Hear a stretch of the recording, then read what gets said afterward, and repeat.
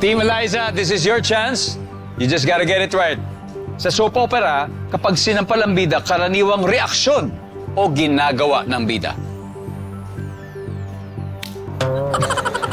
Tulala. Natulala! JB, Magugulat. nagulat! Kurt, Nagalit, syempre, sinampal. magagalit! Nako, Eliza, tatlo to. Pag sinampal ang bida, anong karaniwang reaksyon o ginagawa nito?